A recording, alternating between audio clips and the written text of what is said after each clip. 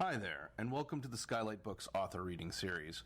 If you'd like to learn more about us and our many upcoming author events, please visit skylightbooks.com, where you can browse our inventory, buy books, and join our Friends with Benefits Club. You can also follow us on Twitter, Tumblr, and Facebook.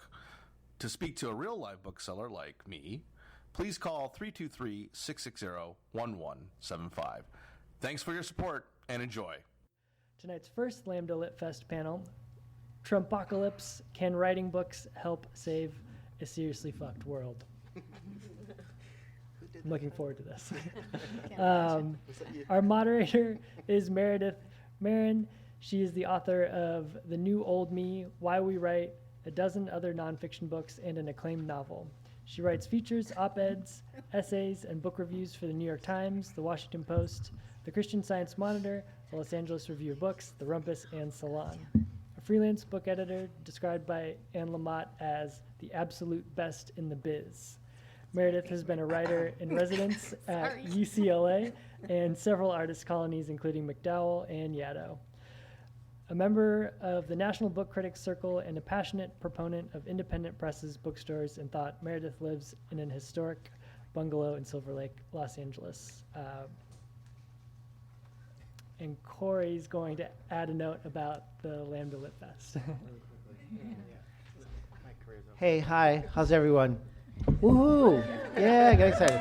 Okay, that's good.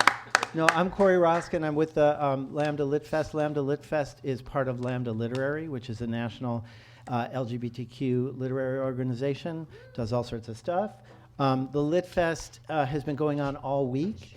Will culminate tomorrow with an event in West Hollywood at Plummer Park with Patrice Cullors, the co-founder of Black Lives Matter, talking about her book. And it's going to be a podcast with the LA Review of Books. It's a free event. So if you're interested, check out LAMBDA Litfest, and the details are on there. It's tomorrow night at 6. I'm excited that this event is happening, and we've had events all week. It's been great. And I'm going to let them go from here. So thanks for being here. Check out LAMBDA Litfest. Bye.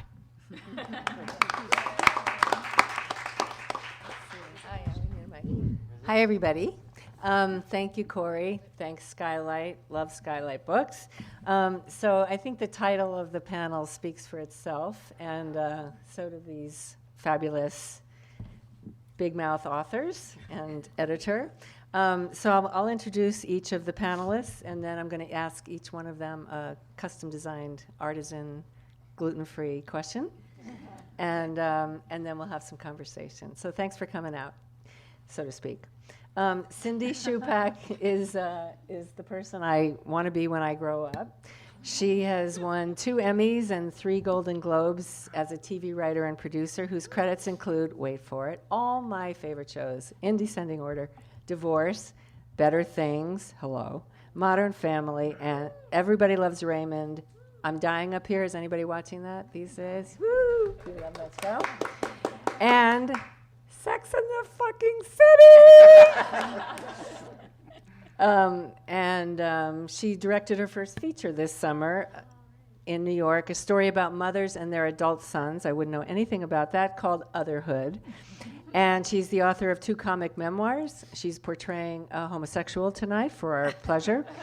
And the bestseller, New York Times bestsellers, The Between Boyfriends book, a collection of cautiously hopeful essays, and The Longest Date, Life as a Wife, which I can personally vouch for. It's a fabulous book. Daniel Smentanka, representing the male gender, a very brave task given the times, also known on Twitter as Stormy Daniel. He's known to... okay, this is true too, but you won't agree. Every writer who's ever worked with Dan says he is their best editor ever. Would you agree? I would. Okay. And he's worked in the publishing industry for 25 years, first as executive editor at Ballantine Random House, and currently the president of Vice, executive editor for Counterpoint Press, where he edits such literary superstars as Natashia and me. Melissa Chadburn, my bud. She's written for the New York Times Book Review and all that. BuzzFeed, Poets and Writers, American Public Media's Marketplace, and dozens of other places. She's a contributing editor for the Economic Hardship Reporting Project and editor-at-large for Dame Magazine. Is that even still true? Is that still true? Sort of, kind of. She's loosely tied to Dame Magazine. Her debut novel, which I can only imagine is going to be incredible, is called A Tiny Upward Shove, and it's forthcoming from Farrar, Straus, Giroux. Cannot wait. Natashia Deon is a 2017 NAACP Image Award nominee, author of the critically acclaimed novel Grace, which earned a gajillion awards, far too many to name, and was also named Grace, what? Speak up now. I'm going to have to separate you two. 3-star what? 3-starred pre-publication reviews, among many, many other awards and honors. She's also, in her spare time, a practicing criminal attorney, a law professor, a UCLA creative writing professor, the mother of 2, and a scientist who has secretly created and lives in the 48-hour day. There's no other explanation for it, Natashia.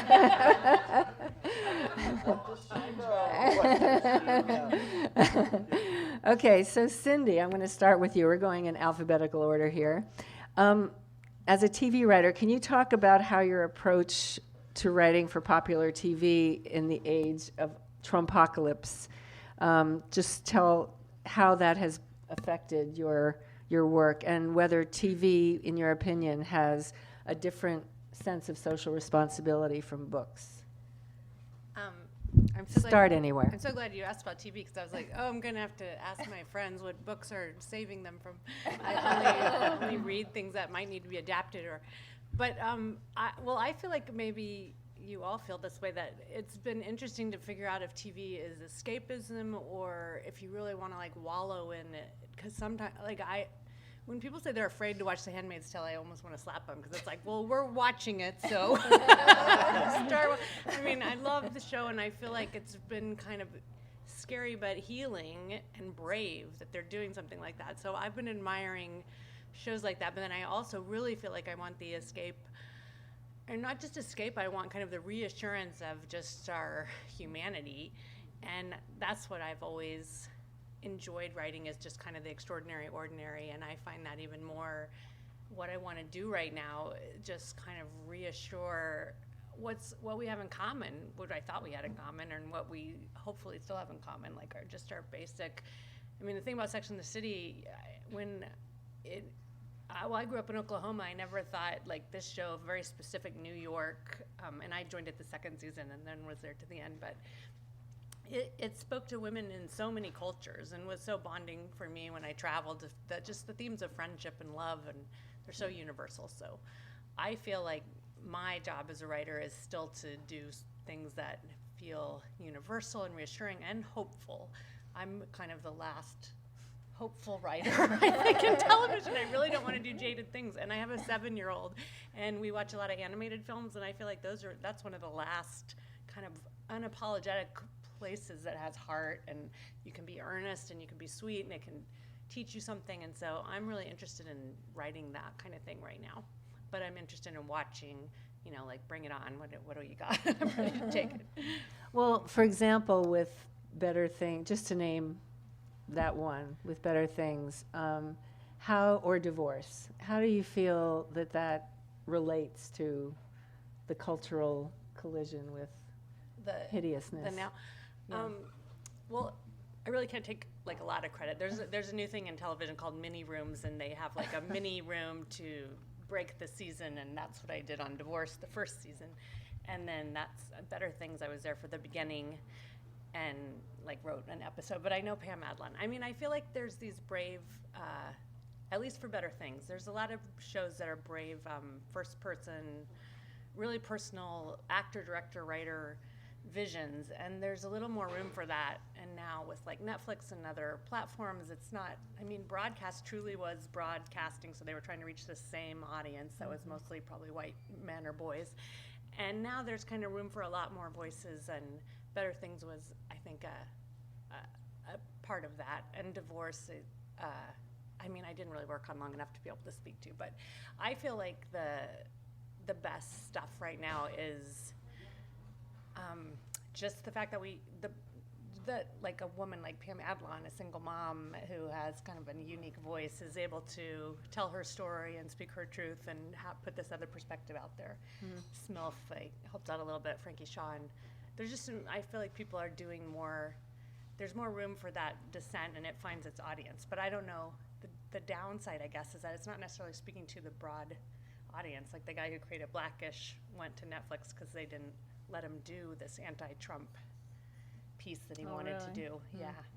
And so as much as they were sort of outside the box and doing a cool view of like issues, there was still a limit because it was network TV and there were advertisers and ABC was being bought by Murdoch or something stupid. So there's still a bit of censorship, and so you can still say what you want, but maybe to a smaller group of people who maybe already believe it, unless you do an animated movie. Yeah. Dan, darling, turning to you. So has the Trumpocalypse affected what kind of books you are looking to buy? For example, Natasha's second novel, which you just acquired. No. But again, I have the benefit of being at Counterpoint, which is an independent press, one of the largest in the country and one of the most progressive press, and has been for 23 or whatever years. So similar to broadcast TV, maybe if I was at a very large corporate environment, I would have a different answer to that question. But seeing as we're, kind of part of the indie world, we have a bit more, we've always had a bit more creative flexibility. So book selling in the Trumpocalypse is very difficult. Yeah, thank you for coming. And so how I, because I'm the business bridge between the incredible writers and then the incredible readers. So how we have to navigate that gets difficult and tricky. But it doesn't affect what we are always ultimately looking for, which is new, provocative, interesting, amazing writers. I had a book called Breakthrough, the making of the first female president, that was on sale in the spring of 2016. That was a tough one. If any of you Twitter followers are following Jared Yates Sexton, he's a political journalist and was one of the first to sneak into a Trump rally in the summer of 2016 and tweet out what was really happening there. And he kind of exploded, and I did his first book. We have a second one coming in the spring. So you're attuned in that way, but again, there's always been a very kind of strong progressive beat. Well, when you say that it's selling books in Trumpocalypse is hard, what do you experience as the difference? I think the news cycle is making everyone crazy. I mean, obviously it's making you crazy. It's sucking all the oxygen out of the room. It's harder and harder to get attention for any kind of book in any sort of media when everyone is so tuned in to all this other stuff going on. The art of publishing a book is like scaling a wall. There's constantly this wall of cultural noise around us all the time. Whether or not we're attuned to it, probably different people to varying degrees. You add this kind of Noise. and it becomes infinitely harder.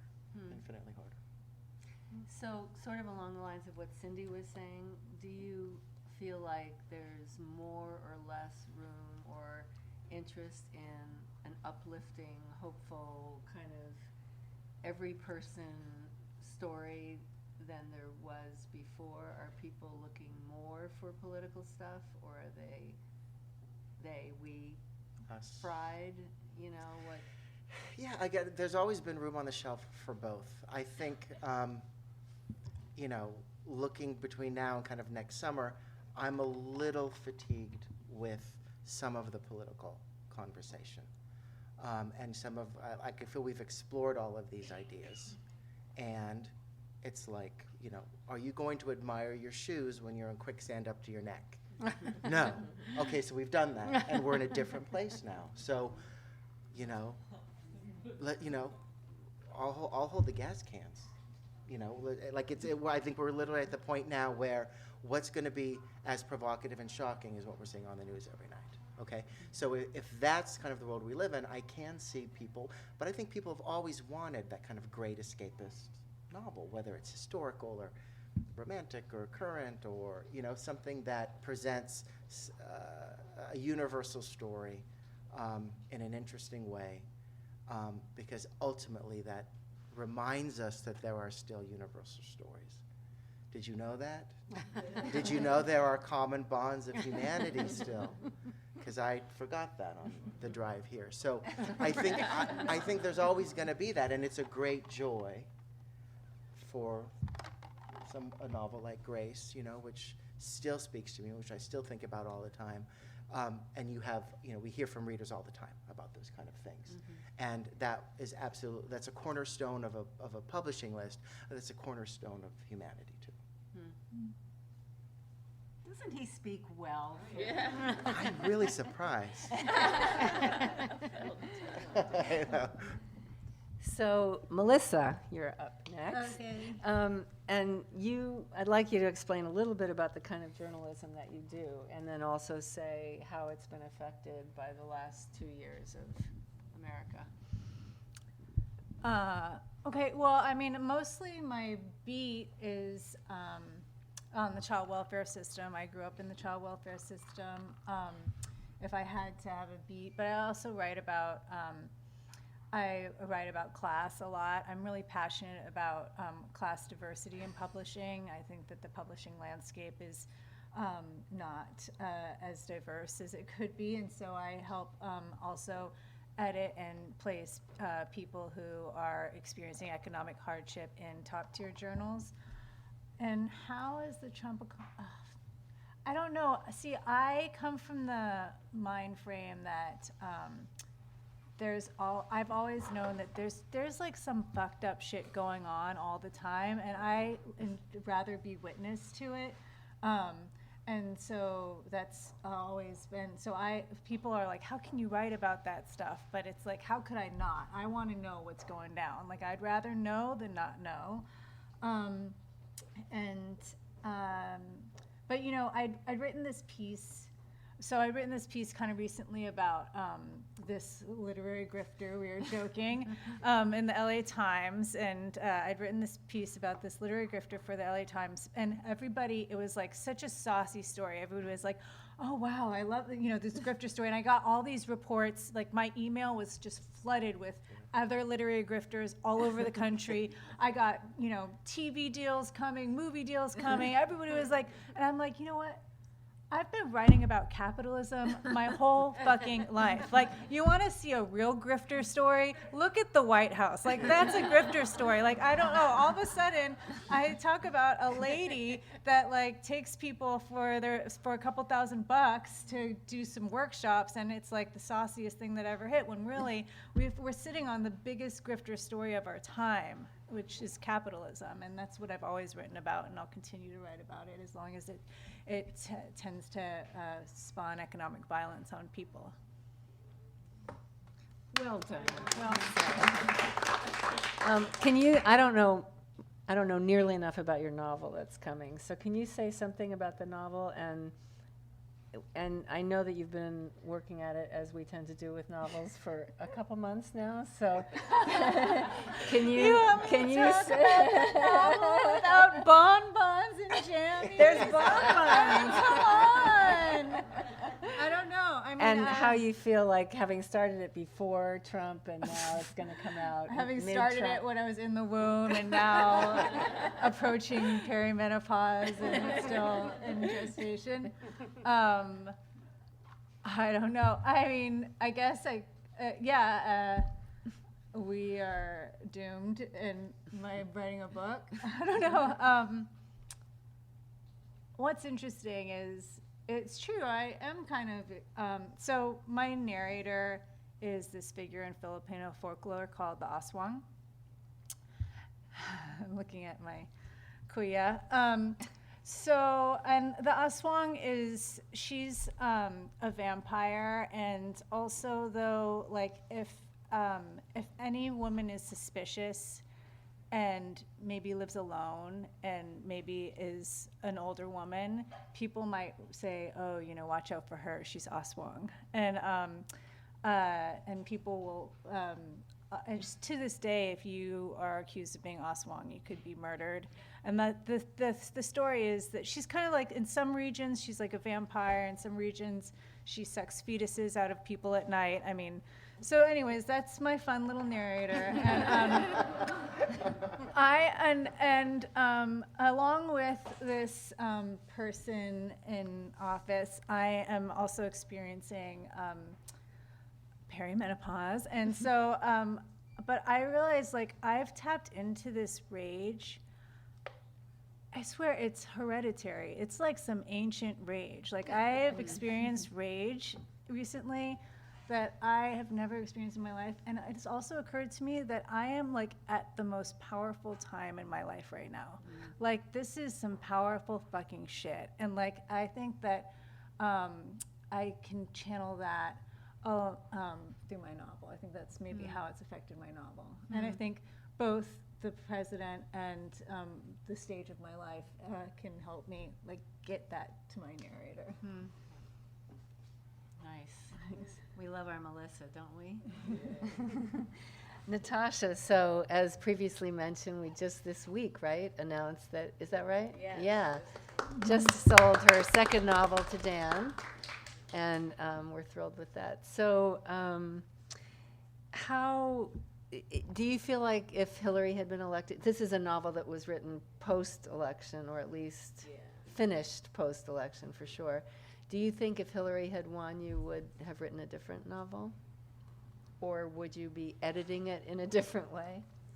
No, because it's different as a black woman in this country. Like, I feel like we've been saying this for so long, like, this shit is fucked up for black people, this shit. And it's always like, oh, well, that officer just had a bad day. Or that political person had a bad day, you know? So we're like, we've been saying this shit all along, and we've been patted on the head, you know, by many people who are shocked as shit right now. Like, how could this be? And we're like, Hello. Yeah. we've been saying this shit for decades, right? So it's not surprising. It wouldn't change the book that I felt that I needed to write. But it's also made me want to, because I feel, I can't explain, I feel terrible that other people have to experience something that I've known all my life. And I don't know how else to explain. It's just like, you wouldn't want this, you wouldn't wish this kind of pain on anybody. The anxiety, the depression, the anger, the rage, all that stuff where we were classified as angry black woman. She has no reason to be so angry. Now everybody's fucking angry and nobody's calling them angry, whatever. So it was like this world that was veiled from everybody except for us. And now I just feel just this immense sense of empathy for everybody who feels like, you know, the world is going down, you know, like Trumpocalypse, you know. Like, it's always been that for me, ever since I can remember, since some man pulled a gun on my dad when we were very young. But my dad had a gun too. He's like, what's up, you know, on our neighbor. So that was what it was like living in my neighborhood and burning crosses and things on our lawn when we moved where we moved. So it's none of this is a surprise to me, but I feel sorry. So it makes me feel more compelled to become a bridge into two communities, because that's how I've grown up. I grew up in the Santa Clarita Valley. We were one of the first black families and dealing with all that. And we see our history so different. You know, Republicans or white people see it different than other people. And I want to be a bridge. Like, for instance, and as a law professor, I want to do that. Like, how do you make this very complicated thing put it in layman's terms? So, for instance, I was having a discussion with somebody at the church that I go to. He was like, well, black people used to be Republicans. You know, they started out, they're Republicans, and then they changed in the 1950s. I was like, you don't even understand what you're saying. Black people couldn't even vote till 1960. What are you talking about? To the late 1960s. But they are so sure that, you know, black people have been bamboozled by the Democratic Party, by liberals, and sort of they're like children that have to be sort of told, and they think that because they get benefits or something like that, that's why they're all on this side, you know, and there's no sense of what real history is. Like, we had no we didn't even have control. We didn't have a vote. What does it matter if we were Republican or Democrat or independent or anything like that? So it's just the way that we frame the same facts are incorrect. So my goal with the new book, The Perishing, because my character is set in the 1930s. Can you tell us a little bit about, I don't want to interrupt your flow, but I want to hear a little bit about the new, and a little bit about Grace, just in case anyone has missed the pleasure of that. So Grace is sort of recast. It spans about 27 years. So it's the end of American slavery through, about 20 years after. And it's told through the perspective of a runaway slave and her mother who passed away. And it just sort of retells the story of slavery, like the Emancipation Proclamation. So one of the questions that I wanted to answer is people will say, why wasn't there a big party, a celebration when, 3 million American slaves were released by the time the second Emancipation Proclamation was signed? And most people think, oh, that was just the end of slavery, and it didn't happen like that. The Emancipation Proclamation was in the middle of the Civil War. It was 2 years in. There were still 2 more years of fighting, until the war was actually over. So they couldn't go anywhere. They couldn't do anything. But the way that we tell this story, there's the 13th Amendment. They're all free, and they're all, and it changes the way that we view history if we actually know how everything happened. And that's why, so this book that happens in the 1930s talks about how, like, South Central, for instance, here in LA, it's set in LA, how it used to be the most prosperous neighborhood for Black people in the nation. It was, almost 40% of Black people own their homes, these huge homes, all these really, and then what happened? It just went to crap. And the narrative that, for instance, the Republicans will tell is that, it's because Black people couldn't care for their stuff and it just went down. But it was actually the New Deal where no loans were going into this community at all. So even if you bought something, you couldn't improve it, where every other community in Los Angeles, there was this huge influx of loans after the Great Depression. And so every other community was prospering because everybody had a mortgage, nobody owned. So things like that. So just recasting history that we think we know, we don't actually know how it happened. And it shows how it led to the riots, and both of them, 60s and the 90s, things like that. So that's what I want to do as a lawyer and as a writer, is to retell our history in a way that's more accurate to what actually happened. And also through the human story of a particular individual or individuals. Yeah, because even right now, as this shit is happening, we're all living our lives with our partners, with our families. We're going to work or going to a bookstore. Like, I want that girl who's doing normal stuff, because the stars of the show shouldn't be that shit show that's happening in the White House. It's us that have to live with this. It's Melissa telling these stories about capitalism and about this grifter and about the work that you've done with people who aren't being paid, who are working. And, that was one of your stories that really affected me and how I lawyer. The stories that we tell on TV, all that is important. Dan's work, your work, so, yeah. I'm sorry. And all of you here, damn it, you're here. Sorry. No apology, desired or required. So what do we think about the future of books? I mean, especially given what you're saying about, there's this kind of cross-purpose, double-edged sword of people are more engaged politically, I think, now than a larger number of people. It's kind of what you're saying, too. Like, the light went on for a lot of people. And so people want more information. They want to know stuff. They're more willing to, I think, absorb political information. At the same time, everybody's fried and tired of it and wants some relief. So there's what you mentioned about the 24-hour news cycle and how that's affecting how we imbibe information. So what do we all think about? And, you can include TV in that, certainly writing for TV. Well, I think the good or bad news, because it's true that you get exhausted, or I've heard people, my husband was a public defender for a while, and they talked to the public defender's office of compassion fatigue, which I feel like we all have, just even on Facebook, or it's like, oh my God, I don't know how many more things I can feel like, but then you can't be, anyway, I feel like because that light went on, for better or worse, and like you say, a lot of people in America, it's been like for a long time, and I think your attitude's so beautiful, because I know for a lot of my friends it was like, yeah, welcome to the world that a lot of us have been living in. Suddenly white women were like, what's happening? So, Hillary, oh my God, it's happening. Like, what? yeah, that whole this is the worst I thought you day said ever. you got me. Yeah. You were lying. You thought it just started. Yeah. we were having like a party for our 7-year-old for all the girls that were friends with her for the first female president. And then by the end they were watching Finding Dory, and then I was too. Finding I was like, but anyway, my thought is, I do think people are, at least even those of us who were always feeling liberal, it's been an eye-opener in hopefully a good way, that like suddenly that this light is on and you can't turn it off now. And so I think people would be more receptive to that, or just feel like, yeah, I need to know the real history in a way that we didn't feel like we used to, because a lot of us who were liberal thought, I've always been, on the right side of things. And I think this election has made us feel like even if you're on the right side of things, there's a lot you don't know, still need to learn, still need to be sensitive to. So I think that's hopefully a good thing, that people will be curious to know the truth, get the truth. You were And gonna I was say something. thinking, well, similar to what Cindy had said about television, I think there's two reasons to read, right? Either to escape or to connect.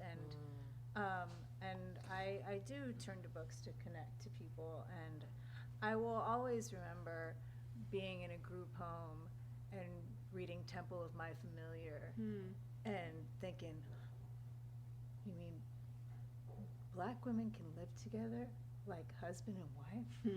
It just blew my fucking mind. I was like, I cannot believe that. And reading Audre Lorde's Another Spelling of My Name, and then I thought, I got to just go to Cuernavaca and eat mangoes, and that was what it meant to be a lesbian. It was to go in Cuernavaca and eat mangoes and talk shit.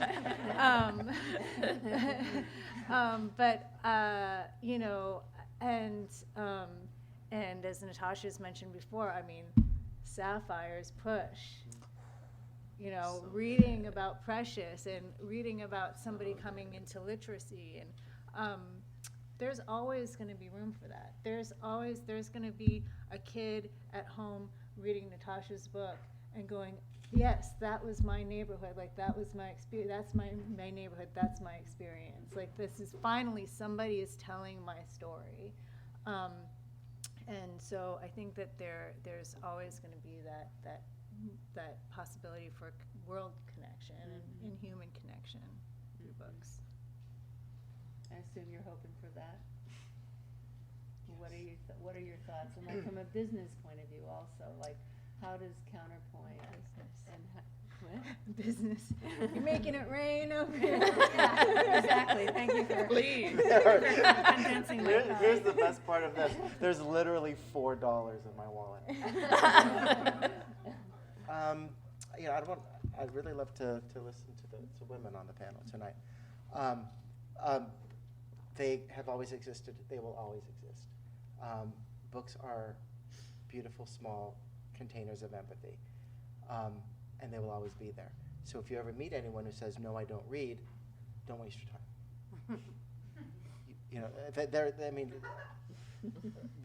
Because there's a permeability that books allow.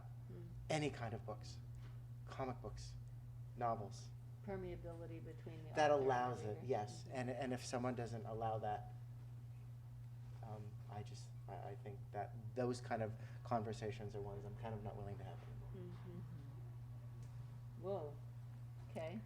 Yeah, I would say everything that everybody has already said. I think that's it. I think books will always be here. Yeah. Okay, well, we're going to take questions from you all now. So there's cheese and cookies for those of you who raise your hands. You'll get a treat. Anybody here a writer or a reader? Thoughts about, comments? Yeah. Because I've had I was a quite voracious reader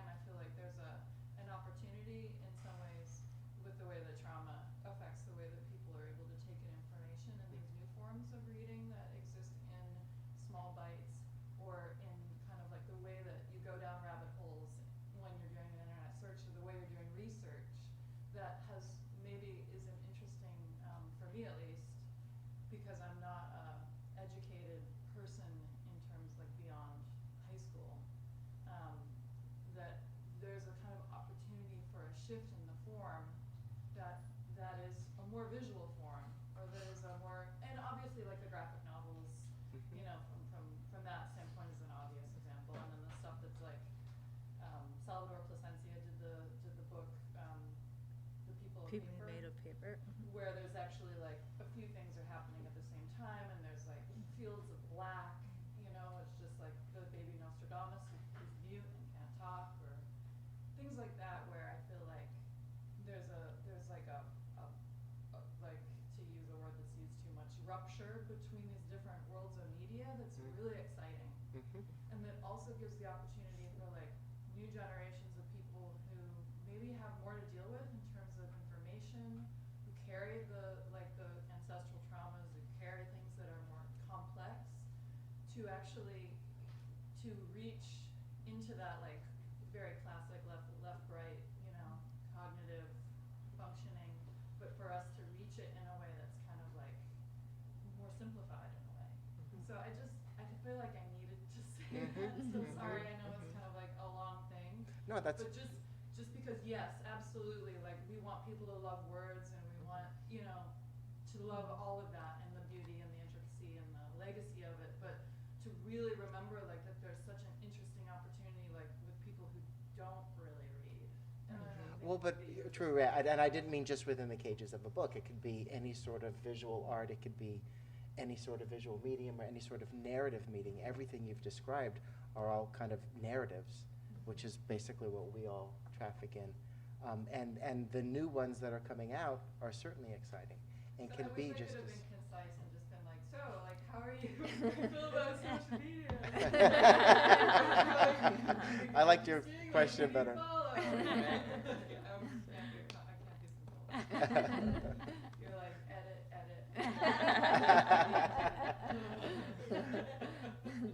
That's an interesting Corey. Well, I'm going to try to frame this the question of the Thank flip you, I side. appreciate There's a whatever, flip like, side to what doing. you're saying, because I worry about kind of the opposite, like. Can you guys in the back hear him? Okay. You know, younger people who are trying to keep up and can't keep up with that kind of media that's so many things going on at the same time. Like I have coworkers whose kids have been at like 3-4 schools because they're really having trouble sort of, you know, focusing. I'm seeing that more with a lot of seeing the younger kids who are really flourishing with, like, you know, they can take in a whole lot, and I think they see a lot of kids that are just really stressed out, like that need to sort of have a linear read, you know what I mean?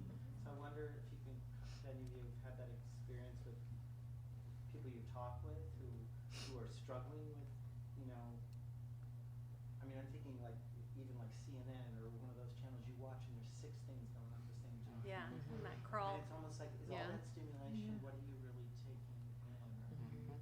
So I love the different interesting forms of books and media where you're looking at a lot of things, but I think there's like maybe some younger people are sort of getting pushed aside it's too much. Well, I can't read the way I used to read. I mean, it takes a lot to get me sunk into a book the way I used to get sunk into a book.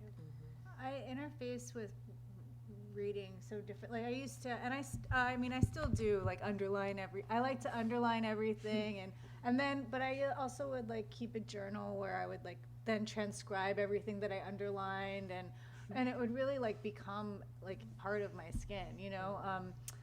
And I also think that it's affected our marketplace a lot too. I mean, Meredith can speak to this. Like the bar has risen. You know, now I have to also produce in multimedia. You know, as a journalist. I mean, I just got an email the other day from a really fabulous journal that I'm writing for, Pacific Standard. They're just going to go all online, and you know, so they're not going to be in print. Everybody's just not going to be in.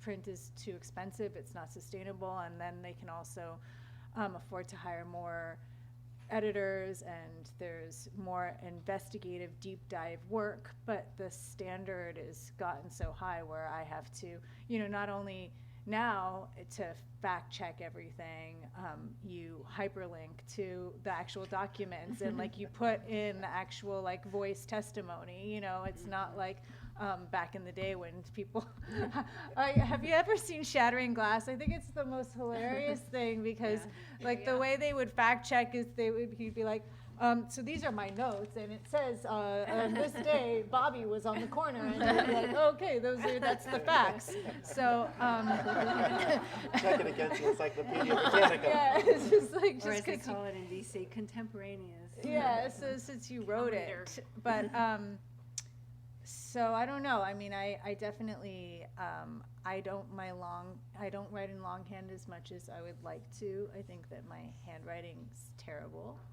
as a result of the World Wide Web and or the computer really. And then but I don't interface with reading as closely as I used to, but also it does allow us to sort of engage with information in different ways that I think is really interesting. I think too, I think about newspapers, even though we're talking about books. I think the role of the newspaper now has changed so much. I was thinking about it when you were talking about things going online because print is too expensive and how people have canceled their newspaper subscriptions are going down so far. But when you think about what we know now that we wouldn't know if not for the New York Times and the Washington Post and Politico and so on, I don't know. It affects me. Like I'm writing fiction right now, and I remember being in this bookstore that Saturday night we were talking about earlier, the Saturday night after the election, and it was like a mass funeral basically. And people, the sort of subject of the conversation that night was, can we still write? I remember somebody actually raising his hand and saying, can I still write novels? And you know, I feel like for me, it's with what's going on now, it's becoming both more desirable and more difficult to write fiction than before. I feel like I should be tackling this topic or this topic the way I have in nonfiction in the past, in a very explicit way, whereas I really love what you said about compassion. And also what you said about your shows, you know, the shows you've worked on, that there is something reassuring and soothing about the universal, the human qualities, and there is something so fundamentally off right now about the extent to which we are registering human commonalities instead of differences. So I'm not sure really what I'm saying, except that I'm doing the opposite thing from what I kind of think I should do, but I feel more like doing it than I think I ever have, which is fiction and telling us, you know, a story about politics through the way people are living their lives. Can I share something just about what it just keeps coming back to my mind? When I was in Armenia, so I did this thing with University of Iowa and the U.S. State Department in November. So a few months ago, I was in Armenia. And while I was there, I had an interpreter who would follow me around. And I was in this room, there's like 200 people. And the interpreter, everything that I would say it to the audience and vice versa. And I was on a panel like this.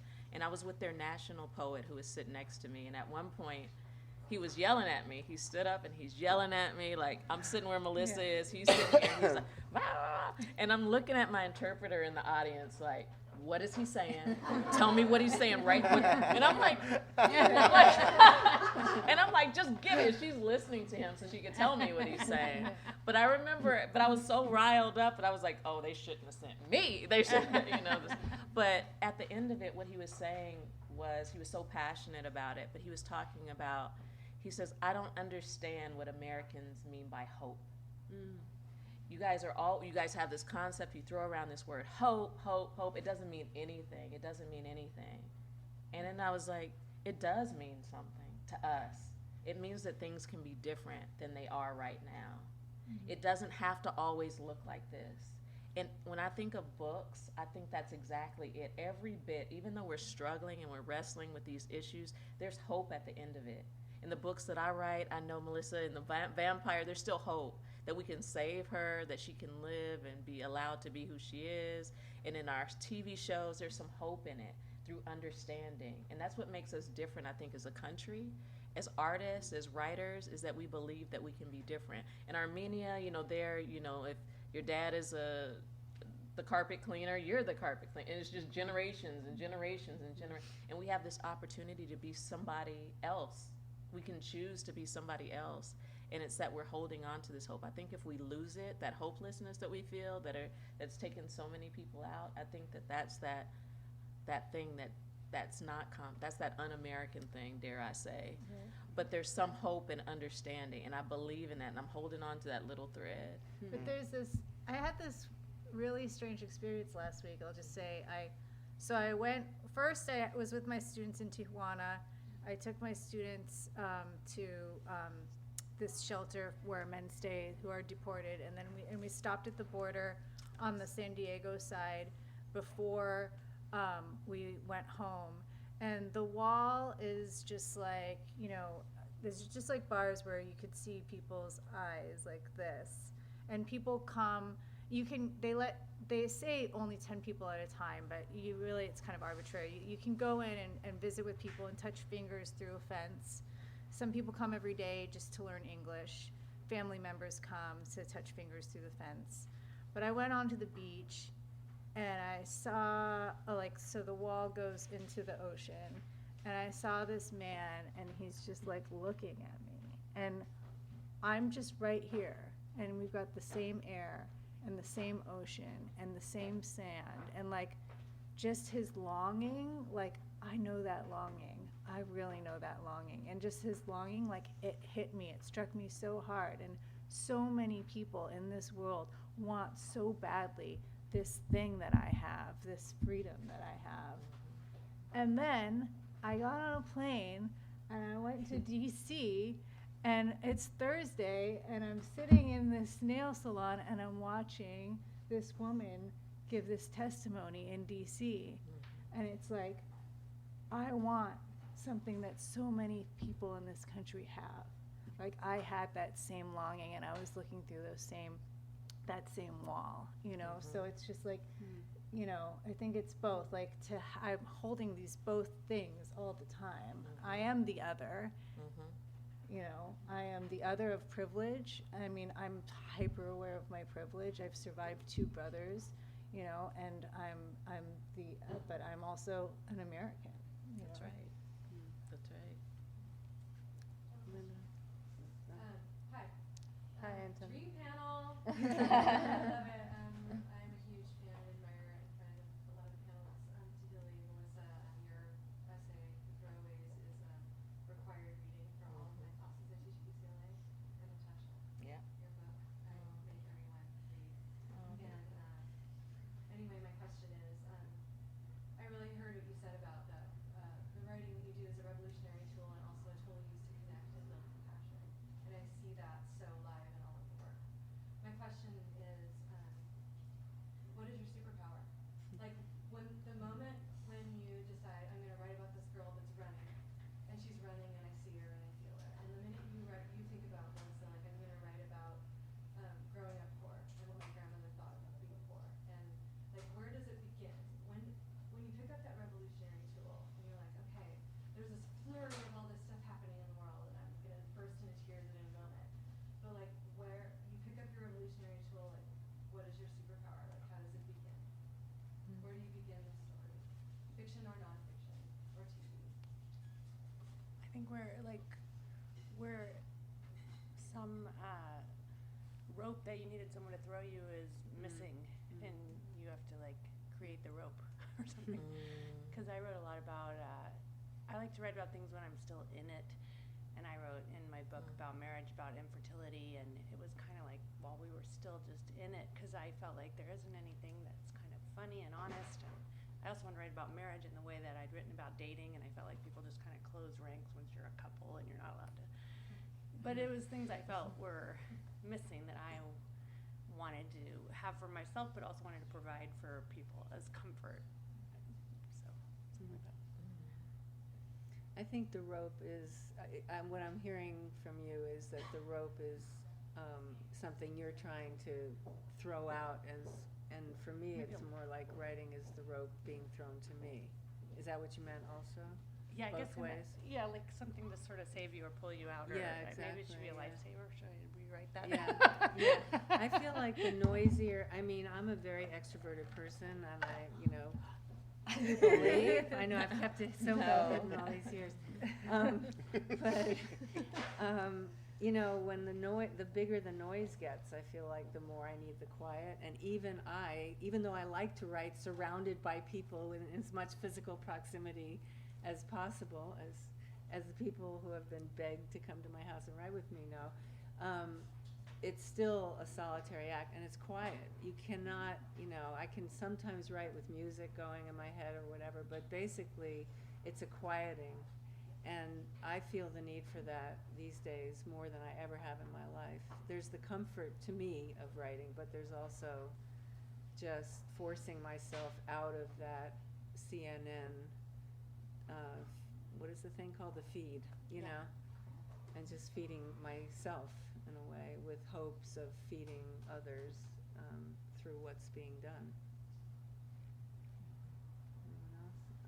Linda, you had a question. I'm not sure if it was a question, but it almost answered your question when you on election night when you were like, should I be writing a novel? And I wanted to go, yes. I feel like narratives have saved my life. I had a really hard childhood with a very, very depressed, mentally ill mother, and I feel like things were they're an escape and they're a connection and all of the wonderful things that you just said and I needed this tonight. There's more depressing news today, so I was looking forward to this connection and to talk about the narratives that we love. And so, yeah, I was answering your question. Yes. And it made me think of the idea of, you know, the famous Winston Churchill thing where they said, you know, like, oh, during the war, should we cut, you know, arts programs? And he's like, well, then what are we fighting for? And as an activist and someone who keeps trying to do that part of the world, it's like, I need the deliciousness and the things that I'm fighting. Why am I fighting for this if we don't have the gorgeousness and the connection that we get from our narratives? Okay, gotta go. Going home to working the novel. Nice. Thanks, Linda. Yeah, that's a good Yeah, thing good point. good nice thing to say. Yeah. Can I say, I feel like I'm just going to be the biggest downer on everybody. I recently did that training with Al Gore on climate change, and I know that last Friday the Trump administration said that they now think that the temperature's going to rise by like 7 degrees by the year 2100, so there's nothing we can basically do. We've passed the point of no return, so they're going to keep doing the fossil fuels and whatever anyway, right? So to me, it just makes everything else seem so pointless. Like I feel really hopeless right now because I'm like, well, what the hell are we supposed to do now? Right? So I told you I was going to be a downer. One of the things that I thought was interesting was at the Al Gore convention they were saying there's not much literature about climate change, and they're actually calling it cli-fi, and they were requesting us. So I don't know if you guys know anything about that. Or I think it's so important. Can we please talk about it? Can we please write about it? Can we please bring it to the forefront? Because I feel like I don't understand why people aren't just running through the streets screaming at this point. I feel like that's freaking us out. Anyway, sorry, but Yeah. maybe have some thoughts on that. I don't know, it's true. Well, I would ask you, like, what have you gotten from books or writing that has helped you stay being an activist even when it seems so hopeless? Well, I think it was very helpful to be at that. There were a lot of panels, and there were lots of very smart people, and you realize there's a lot of intelligent people working towards solutions. And there's a book called The Project Drawdown, which I guess was like on the #1 bestseller list for a long time, which is also it's good to know that. But I still feel like we're not doing that. I just wanted to bring it. It's funny you said that about the people creating solutions, because I started this thing with some friends that was we called it Tea and Empathy, and it was like a salon, and every Tea and Empathy. Oh, tea and empathy. Oh, that's And great. every 2 months, somebody who was passionate about some cause would bring in like someone to speak, and we would just donate a little money, but everybody would become aware of it, and it just kind of got on our radar, and it got us outside of our heads. And so we did it for 10 years actually. We had 50 of them. Wow. And when it started, I thought, is this just going to be the most depressing thing we've ever done, because every couple months we'll hear about some horrible thing? But it was so inspiring, because every time someone would speak about, you know, it was like somebody who had started an organization to research ALS because their sister had it, and then they done this incredible work. And so it was comforting to feel like for every problem, there was a very dedicated group of people trying to do something and making a difference. Just one person making a difference, and maybe that's sort of slowly what it's going to take. But it was nice to feel, rather than being overwhelmed, because it can be overwhelming, to be around other people who care, and even who care about other things, was inspiring and hopeful. So I think what you're saying is that we're part of a community. You shouldn't feel like it's all, the world is falling down. Even as our work is interconnected, one of the things that I get out of books and out of journalism is knowing how to talk about a problem and to understand, to see it more, as a cube instead of a square. So even as I go into court, I know sometimes Melissa and I are there. She'll be there doing a serial killer, like writing the story, and then I'm there with the client, and then I'm like, what courtroom are you in? Right? The tater tots. Yeah. The tater tots. But it affects even the arguments that I make in a court for an immigrant who I know would get deported if they get a certain sentence, or if I don't win that day. I know what it means because of other stories. So it's all these connections. Even though she's in journalism, I'm in law mainly, in my everyday life, or someone else is doing something. It's how we all connect to each other. And the moment we feel like it's all on us and that we are the thing, that's when it feels hopeless. The moment I think that, I feel hopeless too. So it's connecting with other people that aren't necessarily. That's a good point. And I know that one of the nicest things about being at that convention is there was 2,200 people there, and it was just, this huge center full of all these like-minded people wanting to do the right thing, and it felt like you're like swimming in love. It felt really lovely. Yeah. So then it was over and it was like, I want to say too that one of the benefits of being older is that I remember the reason I became an activist was that I was watching little girls getting napalmed on TV every night, and my parents thought that was quite appropriate and fine, and I thought it wasn't. And I remember the feeling of going to sleep every night as a 14 and 15 and 16-year-old, feeling like at that point I somewhat naively and somewhat purely thought that was being done in my name and with my parents' tax dollars and et cetera. I felt very connected to and somehow it seemed more intimate then because it was just the nightly news. There was one news show, and on it you saw these things, and that was kind of a portal. That the Vietnam War was a portal, and what happened when we went out to demonstrate against it. And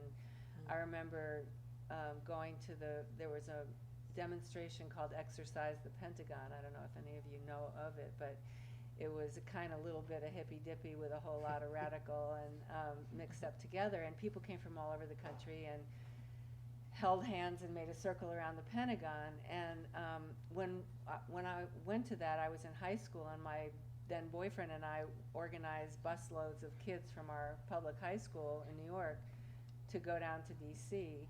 And when on the way down there, we had like 3 big busloads, like a lot of kids from our school really wanted to go. On the way down there, we had guitars and we were singing, Bob Dylan songs, and, we were all happy and feeling like community, and we're all good, and this is the right thing to do. And then we got there and we got the shit kicked out of us. We got maced, we got beaten, we got dragged. I was wearing a little mini dress up to my thighs, of course, ever stylish, and my Capezio boots, dressing for the demonstration. It was my first one with peace symbols all over it. And I got, some National Guardsman who was about my age grabbed me by the hands and pulled me through the mud, trying to arrest me, and my friends were grabbing my Capezio boots, trying to keep me from getting arrested. And, we came home that night on the bus. It had been a long day. Every single person in the bus had been hurt physically in some way. Many of us were maced, and we were, and I just remember like looking around, and I felt somewhat responsible because my boyfriend and I had organized this trip, and I was looking around at these little kids. Some of them were 13 years old, and they'd never been out of their neighborhoods before, and they were sobbing, and some of it was the mace, and some of it was, we could not believe that our country would do this to us. We just couldn't believe it, and it all came together. The girl with the napalm being, bombed on her. And we got off the bus at the Grand Concourse at 3 in the morning, and I took the subway home, and in the morning, the New York Times had big headlines, demonstrators attack National Guard. And my parents were reading the New York Times, of course, and I was still like bloodied and bruised and completely altered forever. And my parents started yelling at me for attacking the National Guard. And no matter what I said, they were pointing to the New York Times saying, no, this is, and I ran away from home. And, I'm just saying that I feel very similarly now with the news, but I felt that way once, and I feel a lot of pride about the fact that I was part of a movement that eventually ended that war and eventually exposed a lot of what went into that war and was the justification for that war and the motivation for that war. So I guess I feel like the hopelessness, for me, the thing that determines whether I'm hopeless or hopeful is about the people's reactions to what's happening more than it is to what's happening, because what's actually happening has always been happening, as you say, and also is being made to happen by people who are not us. Mm-hmm. And that's the problem. That's capitalism. There's the owners and the providers. And so I guess this is where I get my hope, and the demonstration that I hope will break out spontaneously tomorrow when Kavanaugh gets put into office. So anyway, is there any other question? We have time for one more if somebody feels motivated. You only get cheese. Oh, yes. And maybe piggybacks a little bit on what you were saying, Meredith, but for the authors, I work with college-age students, and millennials now are in their 30s, so I don't know what we call this generation of people who are 18. Z. I. Don't they call I heard Generation Z. Z. Yeah. I call them audibles, because I also born in 2000 now. But they're very open to what's happening, and you don't have to convince them that climate change is a problem. The students I work with are they're very aware of this. They understand what white fragility is, and they understand how to make arguments about it. And so even though maybe they don't read like we read in the same way, I find them conscious, and I'm wondering, and not having Trump, although I work with many low-income and immigrant students, but they're not having it, and they're starting to think that maybe they should start voting. But when you write about and for young people, I'm wondering, as writers for TV, and as writers of fiction and journalism, what's your thought about how you write about and for people who are just coming into this world? For me, I don't want them to agree with me. I want them to be able to think. Yeah. I don't need them to vote because I say vote for this or to do this. I need them to think it through, because the truth will get them to the right result anyway. We have a problem with being told through influencers or whatever, that's the world we're moving into. So they don't have to think. Somebody's already told them what the answer is.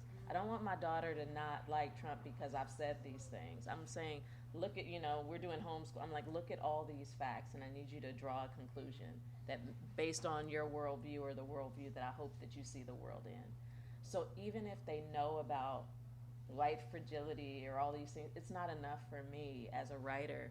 I need them to be able to think through the problem and to reach a result. So for instance, as my law students, when I teach my law students, it's only like a 30%, 40% bar pass rate. You can know the law. You can know it, have it memorized, but you will sit for that exam you've been studying for 3 or 4 years in law school, and 60% of you will still fail the exam.